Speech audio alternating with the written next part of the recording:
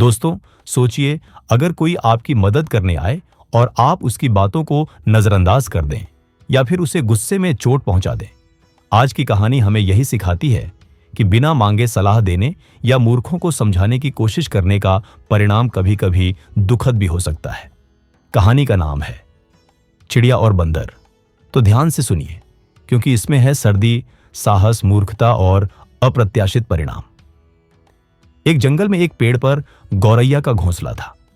एक दिन कड़ाके की ठंड पड़ रही थी। ठंड से कांपते हुए 3-4 बंदरों ने उसी पेड़ के नीचे आश्रय लिया। एक बंदर बोला, कहीं से आग तापने को मिले तो ठंड दूर हो सकती है। दूसरे बंदर ने सुझाया, देखो यहां कितनी सूखी पत्तियां गिरी पड़ी हैं, इन्हें इकट्ठा कर हम ढेर लगाते हैं और फिर उसे सुलगाने का उपाय सोचते हैं। बंदरों ने सूखी पत्तियों का ढेर बनाया और फिर गोल दायरे में बैठकर सोचने लगे कि ढेर को कैसे सुलगाया जाए।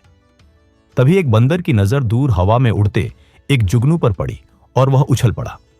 उधर ही दौड़ता हुआ चिल्लाने लगा, देखो हवा में चिंगारी उड़ रही है, इसे पकड़कर ढेर के नीचे रखकर फूंक मारने से आग सुलग जाएगी। हाँ हाँ कहते हुए बाकी बंदर भी उधर दौड़ने लगे। पेड़ पर अपने घोंसले में बैठी गौरैया ये सब देख रही थी।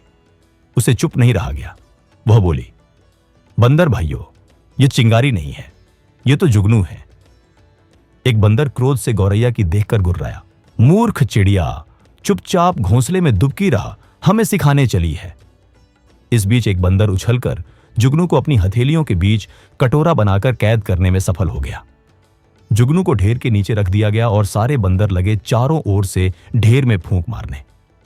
गौरैया ने सलाह दी, भाइयों आप लोग गलती कर रहे हैं, जुगनू से आग नहीं सुलगेगी। 2 पत्थरों को टकराकर उससे चिंगारी पैदा करके आग सुलगाइए। बंदरों ने गौरैया को घूरा। आग नहीं सुलगी तो गौरैया फिर बोल उठी, भाइयों आप मेरी सलाह मानिए, कम से कम 2 सूखी लकड़ियों को आपस में रगड़ कर देखिए। सारे बंदर आग न सुलगा पाने के कारण खींचे हुए थे। एक बंदर क्रोध से भरकर आगे बढ़ा और उसने गौरैया पकड़कर जोर से पेड़ के तने पर मारा। गौरैया फड़फड़ाती हुई नीचे गिरी और मर गई। तो दोस्तों, यही थी कहानी चिड़िया और बंदर की, जो हमें सिखाती है कि बिना मांगे किसी को भी सलाह नहीं देनी चाहिए, खासकर मूर्ख व्यक्ति को तो बिल्कुल भी नहीं। और मूर्खों को सीख या सलाह देने का कोई लाभ नहीं होता, उल्टे सीख देने वाले को ही पछताना पड़ता है। अगर आपको कहानी पसंद आई हो तो लाइक करें, कमेंट में बताएं कि आप इस कहानी में किस चरित्र से सबसे ज्यादा जुड़े।